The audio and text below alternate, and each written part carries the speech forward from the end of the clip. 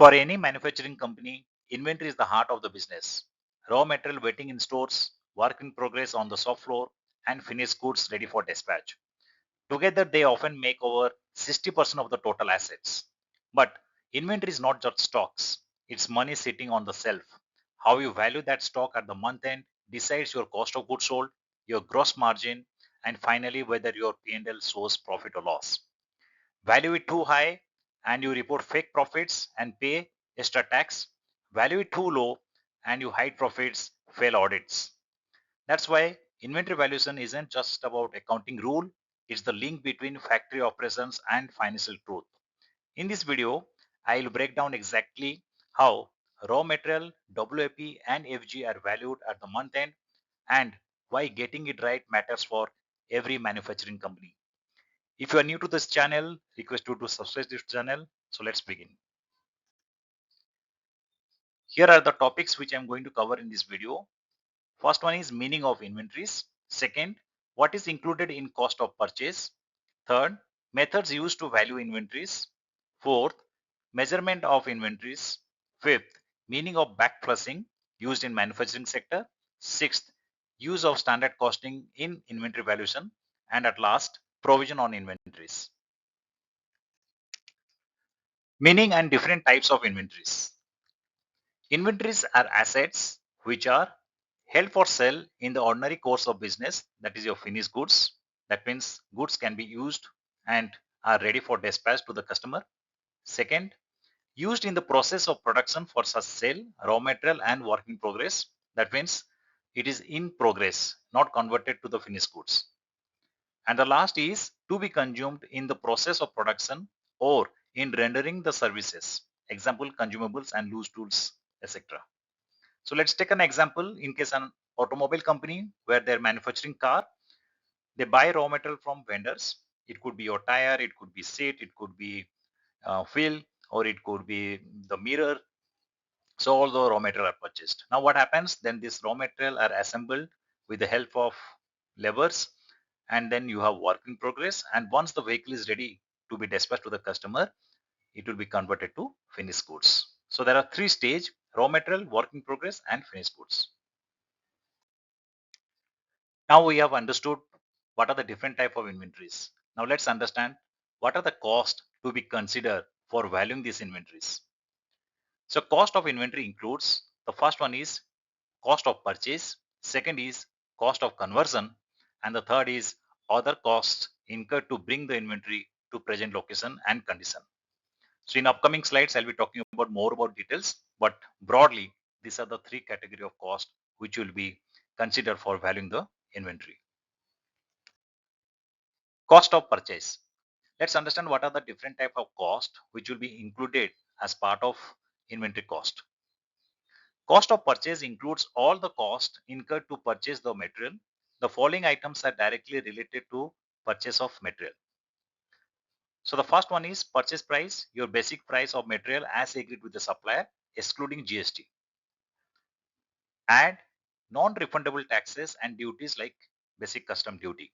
So here, if the company is not eligible to take the GST credit, so GST credit will be added back to the raw material cost. Second, carrying cost, inward freight cost. Third, inward insurance cost. Fourth, other costs incurred directly related to acquisition and bringing to warehouse.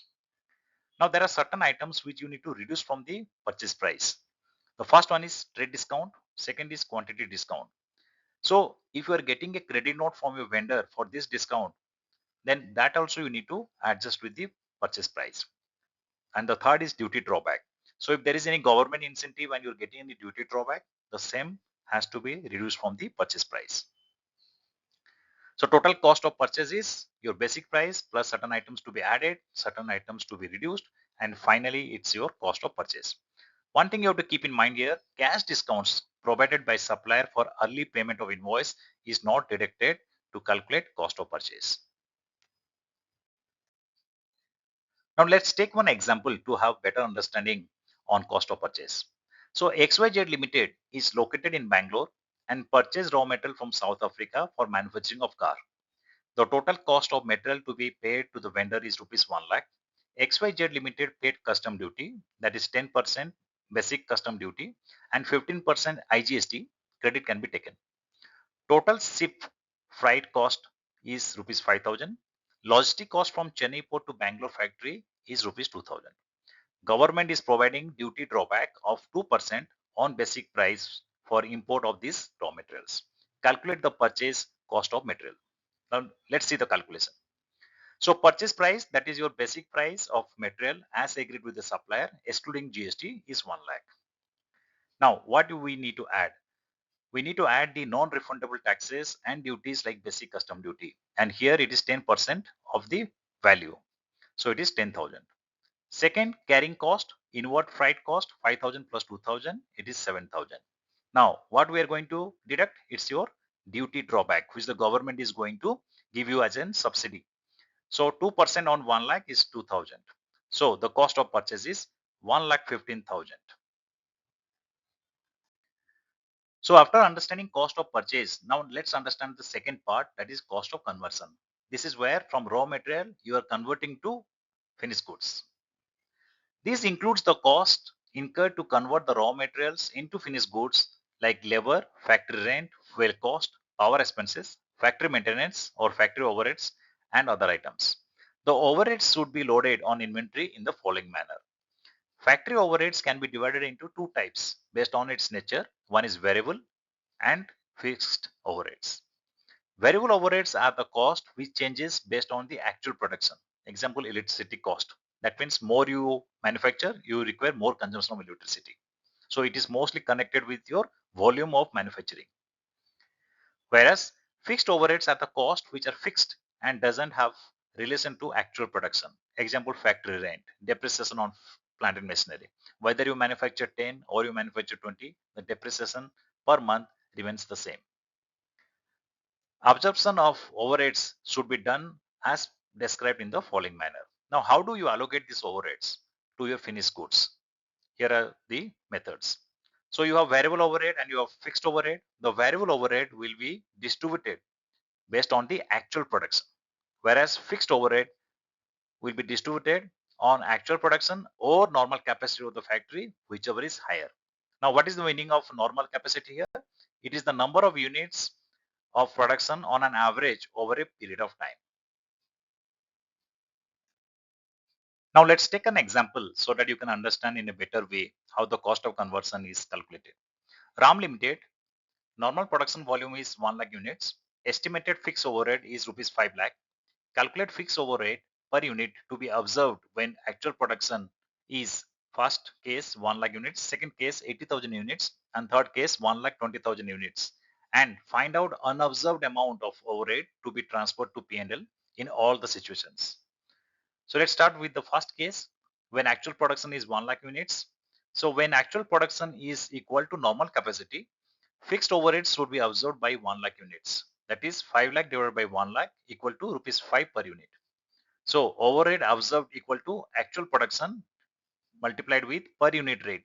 So here 1 lakh units were produced. So 1 lakh into 5 is 5 lakh rupees. So actual overhead incurred is 5 lakh. So unobserved amount is nil. That means whatever the company has incurred 5 lakh, the same has been loaded to finished goods. Second situation when actual production is 80,000 units. So here the actual production is lower than the normal capacity, that is 1 lakh. So when actual production is less than normal capacity, fixed overheads should be absorbed by using normal capacity, that is 1 lakh units. So here also you have 5 lakh divided by 1 lakh equal to rupees 5 lakh per unit. Now overhead observed equal to actual production multiplied with per unit rate. So 80,000 into 5 equal to 4 lakh. So actual overhead incurred is 5 lakh and your unobserved amount is 1 lakh and the same will be charged to profit and loss account. Now let's understand for the third scenario when actual production is 1,20,000 units. When actual production is more than normal capacity, fixed overheads should be observed by using actual capacity, that is 1,20,000 units. So in this case, what will happen? It will be 5 lakh rupees divided by 1,20,000 units. So per unit rate will be 4.17. Now overhead observed equal to actual production into per unit rate. So 1,20,000 into 4.17, that is 5 lakh. So actual overhead incurred is 5 lakh and unabsorbed amount is nil because everything is allocated to the units, that is 1,20,000 units. So we have understood now cost of purchase. We have understood what is cost of conversion. Now let's understand what are the other costs which will be part of your inventory cost. So all other costs incurred to bring the inventory to the present location and condition. Example, quality control cost. Quality control employee cost and other cost of that department. R&D cost incurred for the development and improvement of the process or product. Packaging cost. Here packaging you have two types. One is primary packages. Cost is part of cost of inventory, whereas your secondary package cost should not be included.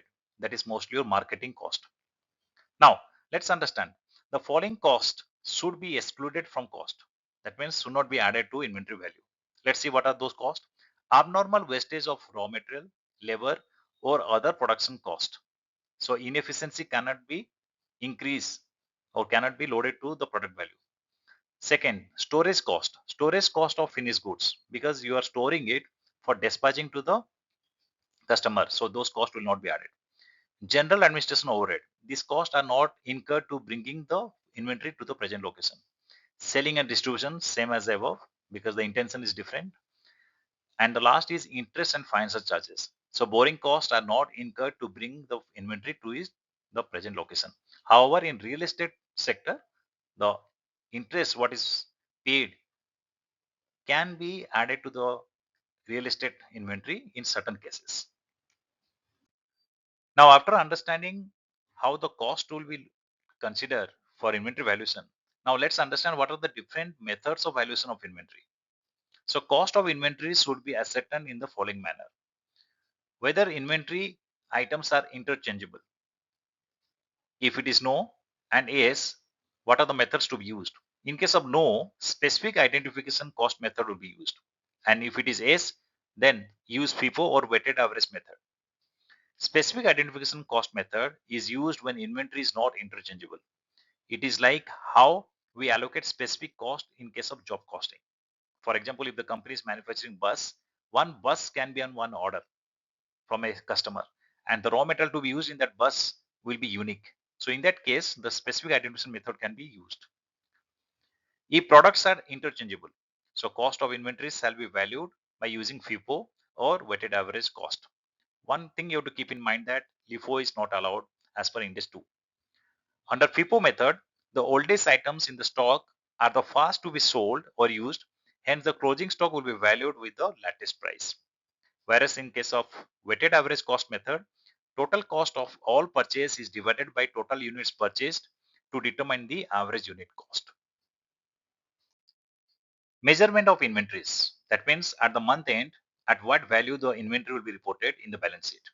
So inventories are valued at cost, that is valued at FIFO, weighted average, or specific identification method, or net realizable value, whichever is lower. That means you can't overstate your inventory if you can't realize from your customer. But let's understand what the definition of net realizable value. Is it the money what you're going to collect from the customer or something else? Let's understand.